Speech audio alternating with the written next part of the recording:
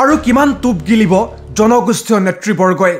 চৰকাৰী প্ৰবঞ্চনাৰ প্ৰখাদ জনজাতিকৰণৰ প্ৰতিশ্ৰুতি পুনৰ 6 জনজাতিক প্ৰতাৰণা কেন্দ্ৰীয় চৰকাৰৰ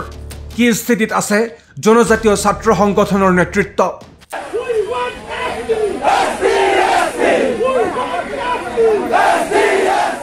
বাৰে বাৰে প্ৰতাৰণা অথচ সহ্য কৰি আহিছে জনগোষ্ঠীয় নেতৃবৰ্গই বাৰে বাৰে চৰকাৰী প্ৰবঞ্চনাক প্ৰখাদ হিচাপে গ্ৰহণ কৰি আহিছে অসমৰ 6 জনগোষ্ঠীক প্ৰতিনিধিত্ব কৰা বিয়াগুম নেতৃত্বই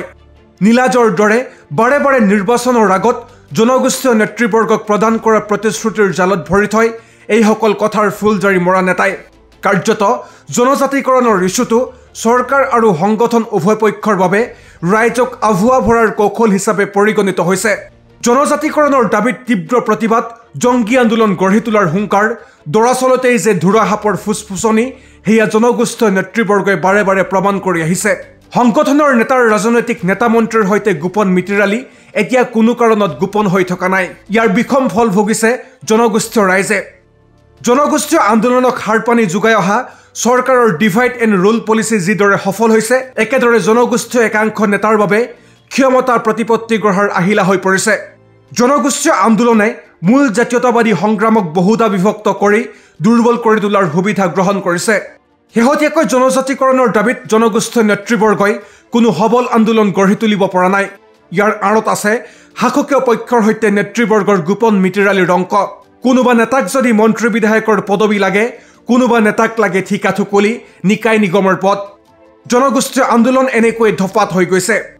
সত্য এয়াই যে জনগোষ্ঠীবিলাকৰ ন্যায্য দাবী প্ৰাপ্যৰ বাবে আন্দোলন কৰিবলৈ আজিৰ তাৰিখত কোনোৱেই ৰাজি নহয়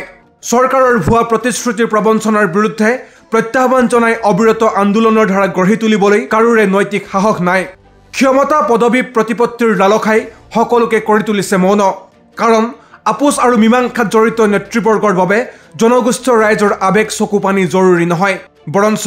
জ্ঞাতিৰ সৰলতাক ব্যৱহাৰ কৰি নিজকে প্ৰতিপত্তিশালী কৰিবলৈ জনগোষ্ঠীয় আবেগ তেওঁলোকৰ বাবে উন্নতিৰ জখল আহে গতিকে জনগোষ্ঠীয় আন্দোলন টুপ গিলাৰ আন্দোলনতে ৰৈ গৈছে এইখিনিতে প্ৰশ্ন হয় জনগোষ্ঠীয় ৰাইজ কিমানবাৰ প্ৰতাৰিত হ'ব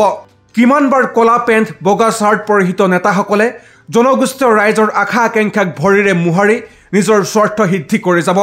চৰকাৰে পুনৰ সদম্ভে ঘোষণা কৰিলে যে নিৰ্বাচনৰ আগেয়ে 6 জনগোষ্ঠীক জনজাতিকৰণ নিদিয়ে প্ৰতিবাৰ নিৰ্বাচন আহে প্ৰতিবাৰ চৰকাৰে নিৰ্বাচনৰ পিছলৈ জনজাতিকৰণৰ প্ৰসংগ ঠেলে আৰু জনগোষ্ঠীয় নেতৃবৰ্গই নিৰ্বিবাদে মানি লয় এই অভিযোগ সন্দৰ্ভত কি কয় সদৌ অসম মতক যুৱ ছাত্ৰ সন্মিলনৰ কেন্দ্ৰীয় সমিতিৰ নেতা দীপাংকৰ ৰাজখোৱাই শুনক তেওঁৰ ভাষ্য চলিত বিধানসভা যি অধিৱেশন হৈ আছে তেখেতে কালি উল্লেখ কৰিছে যে মটক আৰু মৰাণ জনগোষ্ঠী তেখেতসকলে আহোমতকৈও পূৰ্বতে অহা অসমত থাকি বসবাস কৰা খিলঞ্জীয়া বা থলুৱা জনগোষ্ঠী হিচাপে তেখেতে অভিহিত কৰিছে সেই কথাটো কৈছে তেখেতসকলৰ নেতৃত্বাধীন চৰকাৰে 125 কোটি টকা আমাক প্ৰদান কৰিছে এখন অন্তৰ্বৰ্তীকালীন স্বায়ত্তশাসিত পৰিষদ দিছে একোখনকৈ আমাক দিয়াৰ পাছতো তেখেতসকলে ভাৰতীয় সংবিধানৰ গণ্ডিৰ ভিতৰত সাংবিধানিকভাৱে এই থলুৱা জনগোষ্ঠীকেইটাক জনজাতি মৰ্যাদা দিব নোৱাৰা কাৰণ কি থাকিব পাৰে তেখেতসকলৰ চৰন্ত এইটো ব্যৰ্থতা তেখেতসকলৰ মনোযোগহীনতা তেখেতসকলৰ আমাৰ প্ৰতি আন্তৰিকতা নাই তেখেতসকলে কেৱল মাত্ৰ ৰাজনৈতিক বৈতৰণীবিলাক পাৰ কৰি নিজৰ যিবিলাক তেখেতসকলৰ এজেণ্ডা সেই এজেণ্ডাবিলাক পূৰণ কৰি গৈ থকাটোৱে তেখেতসকলৰ মূল লক্ষ্য হিচাপে আজি তাৰিখত অভিহিত কৰিবলৈ আমি বাধ্য হৈছোঁ খিলঞ্জীয়া আজি ক্ষুদ্ৰ ক্ষুদ্ৰ জাতি জনগোষ্ঠীবিলাকৰ যি স্বাধিকাৰ যি আপোনাৰ যেনেকৈ সাংবিধানিক যি অধিকাৰ সেইখিনি তেখেতসকলে দিয়াৰ ক্ষেত্ৰত চৰম ব্যৰ্থ হৈছে এই চৰকাৰখনক আমি ধিক্কাৰ দিছোঁ আমি কাইলৈ ৰাজপথলৈ আহিবলৈ আমি বাৰম্বাৰ তেখেতসকলে বাধ্য কৰে কাইলৈ আমি ৰাজপথলৈ আজি ডক্টৰ হিমন্ত বিশ্ব শৰ্মা ডাঙৰীয়া সদায় কৈ আছে যে এখন আন্দোলনমুক্ত অসম বৰ্তমান সময়ত আমি চলাই আছোঁ সেইটো কথা নহয় আমাক ৰাজপথলৈ আহিবলৈ বাধ্য কোনে কৰায় তেখেতসকলে আকৌ আমাক বাধ্য কৰাইছে এতিয়া ৰাজপথলৈ আহি আমি আন্দোলন নকৰিলে আমাক একো নিদিয়ে সেইটো কথা হ'ল নেকি চাওক এই ক্ষেত্ৰত আমি একদম স্পষ্ট আমাৰ বিষয়ে আমাৰ যি ভাৰতীয় সাংবিধানিক যি অধিকাৰ সেই অধিকাৰটো আমি বিচাৰিছোঁ আমিতো কোনো চৰকাৰৰ পৰা আমি বিজেপি বা কংগ্ৰেছ আমি তেখেতসকলৰ ঘৰৰ পৰা বস্তু আমি বিচৰা নাই আমাৰ যিটো সাংবিধানিক যিটো অধিকাৰ এটা জনগোষ্ঠীয় যি অধিকাৰ ট্ৰাইবেল ষ্টেটাছৰ যি ট্ৰাইবেলসকলৰ যি অধিকাৰ সেই অধিকাৰটো আমি বিচাৰিছোঁ তো এই ক্ষেত্ৰত আমি অতি শীঘ্ৰে ইয়াৰ ক্ষেত্ৰত আমি সিদ্ধান্ত গ্ৰহণ কৰি এই চৰকাৰখনৰ বিপক্ষে আমি যাবলৈ আমি বাধ্য হ'ম ৰাজপথলৈ আহিবলৈ হয়তো আমি বাধ্য হ'ম তেখেতলোকৰ চূড়ান্ত মিথ্যাচাৰী অকৰ্মণ্য চৰকাৰ তেখেতলোকে যিমানে ঢাক ঢোল নবজাওক উন্নয়নৰ কিন্তু এই খিলঞ্জীয়া ক্ষুদ্ৰ ক্ষুদ্ৰ জাতি জনগোষ্ঠীবিলাকৰ যি অধিকাৰ সেই অধিকাৰৰ ক্ষেত্ৰত কিন্তু তেখেতসকলে তিন মানুহ যে গুৰুত্ব দিয়া নাই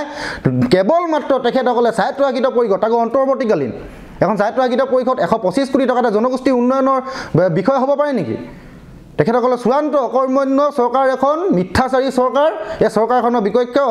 অতি সোনকালে সদৌ মটক যুৱ ছাত্ৰ সন্মিলন বা আমি 6 জনগোষ্ঠীয়ে আন্দোলন যে আমি কৰিম তেখেতসকলৰ বিৰুদ্ধে যে আমি যাম সেই কথাটো একদম স্পষ্ট হৈ পৰিছে বৰ্তমান সময়ত তেখেতসকলে আজিৰ তাৰিখত চৰকাৰখন চলাবলৈ যাওঁতে তেখেতসকলে এজন মুখ্যমন্ত্ৰীয়ে আমি সংবাদ মাধ্যমত পঢ়িবলৈ পাইছোঁ বিধানসভাটো আপোনাৰ বিৰোধী আৰু পক্ষৰ বিধায়কে উত্থাপন কৰিছে যে এজন মুখ্যমন্ত্ৰীয়ে 5 লাখ টকা প্ৰতিদিনে খৰচ কৰে হেলিকপ্টাৰৰ নামত আৰু এটা জনগোষ্ঠীক দিয়ে 125 কোটি টকা সেই কথাটো ৰাইজে বুজি উঠিব আৰু বুজি উঠিছে জনগোষ্ঠীয় ৰাইজে হেবিলাক বিষয়ে ৰাইজে বুজি উঠিছে তো বৰ্তমানৰ নৱপ্ৰজন্ম ইমান যে অকৰা নহয়